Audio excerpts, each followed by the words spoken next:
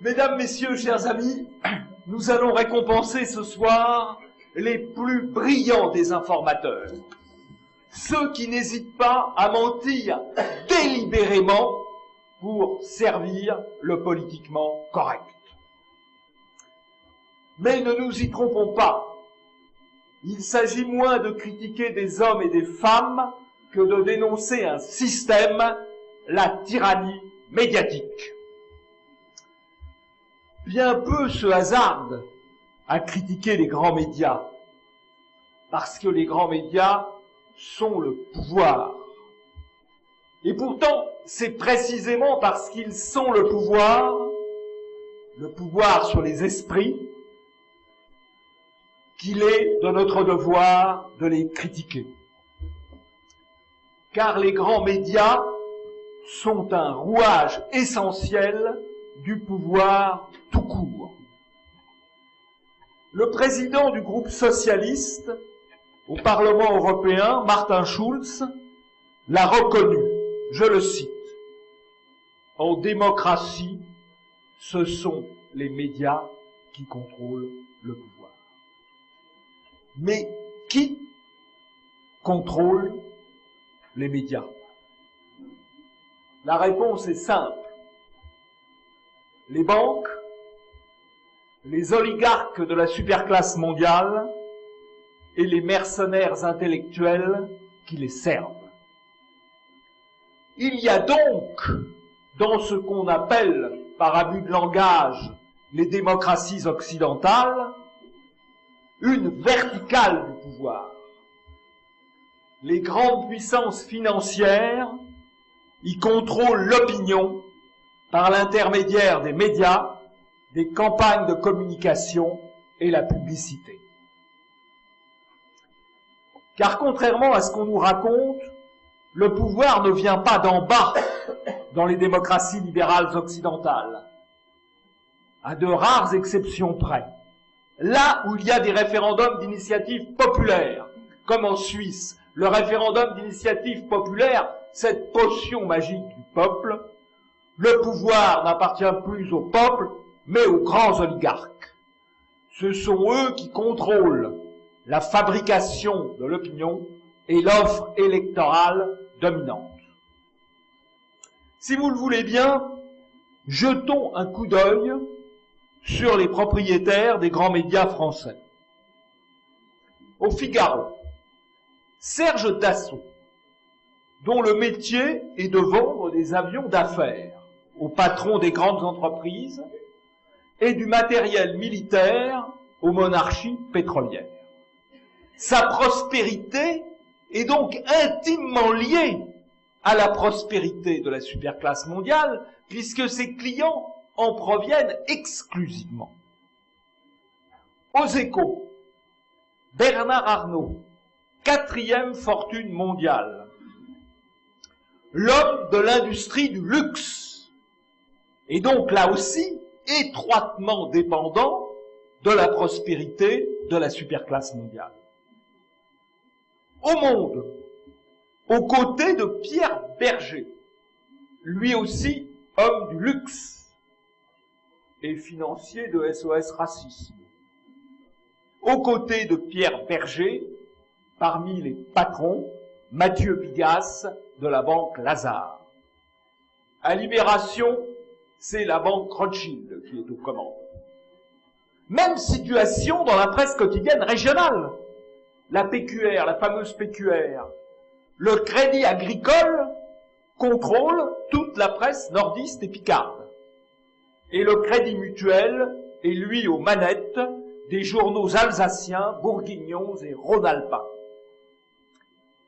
Quant à Bouygues, qui contrôle TF1, voici son conseil d'administration.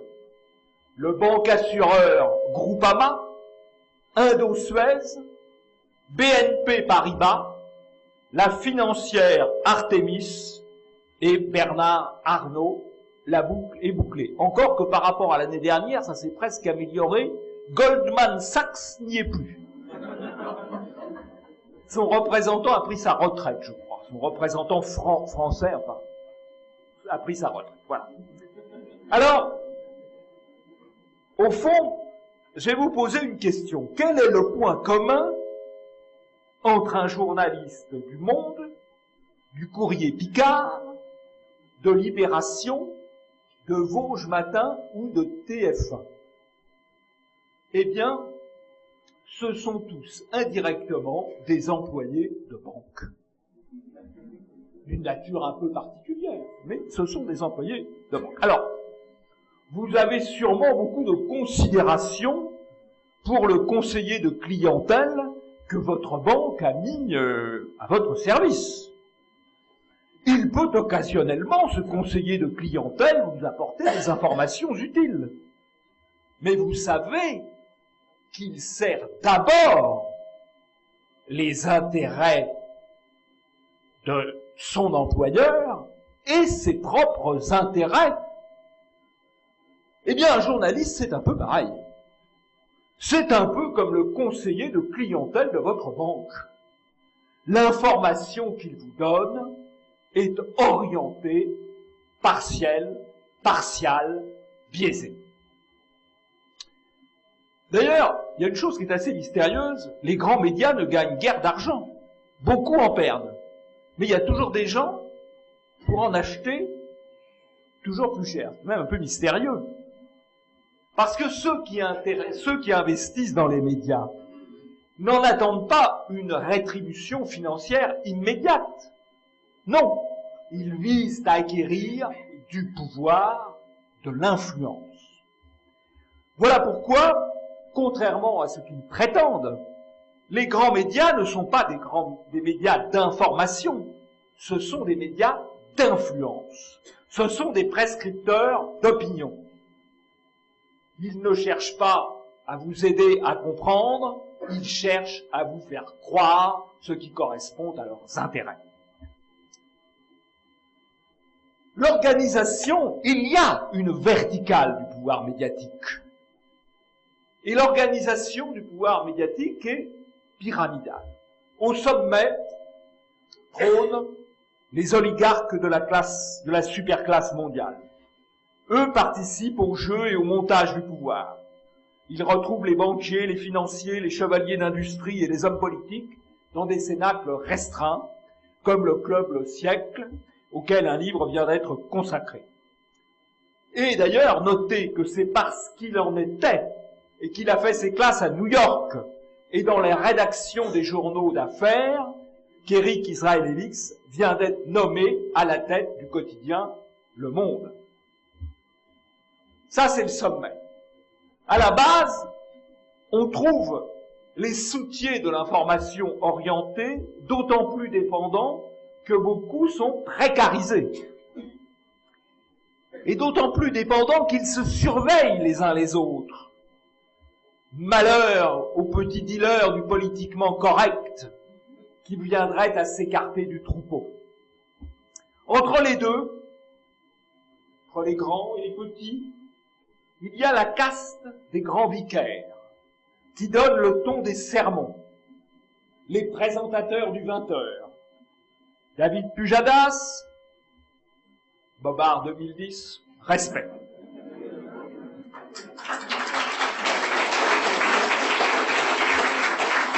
Laurence Ferrari, Harry Roselmack, Claire Chazal, ça c'est pour le 20h.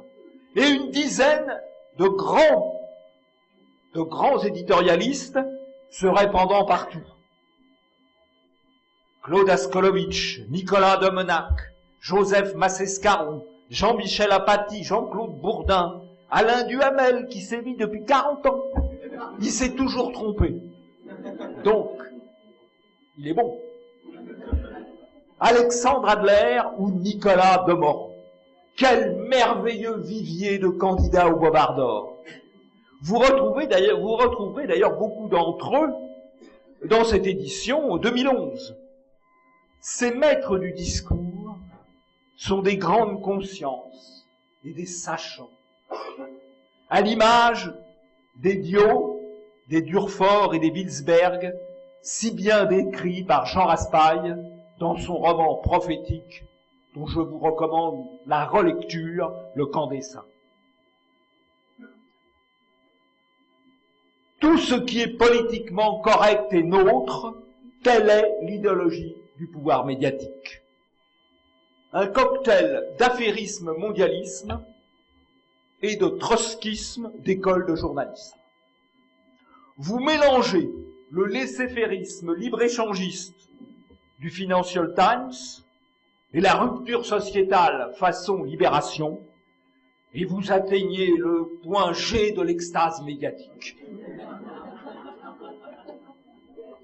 La belle devise de la presse libre, je ne blâme ni ne loue, je raconte, est passée à la trappe. Comme le dit Daniel Cohn-Bendit, l'information équilibrée en démocratie, cela n'existe pas. C'est vrai. La presse n'informe plus. C'est, selon une belle formule de Martin Pelletier, le café du commerce du village mondial. La sphère médiatique y impose son pouvoir par la dictature de l'émotion. Son arme de manipulation massive est le manichéisme. Il y a le camp des saints et le camp du diable. Bienheureuse Florence Cassé, avec son petit panier vert pomme, son escafé et ses pleurs. Citation de France Info. Pur Sakiné, au trait d'icône, Saint Dominique Strauss-Kahn, sauveur de l'économie mondiale. Publie reportage Canal+, Euro, RSG. Merveilleux peuples arabes en révolution. Angélique Roman Polonsky.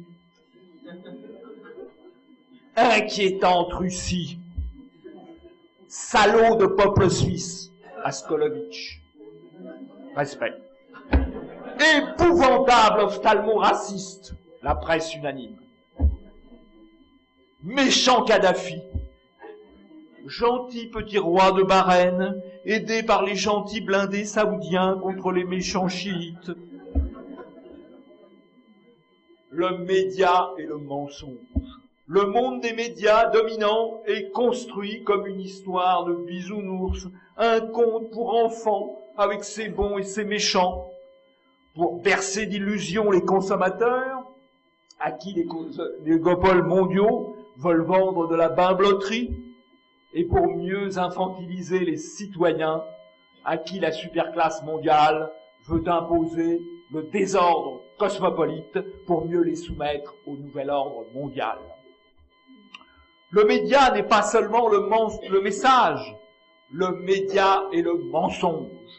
Le média n'est pas l'écran de la réalité, le média fait écran à la réalité.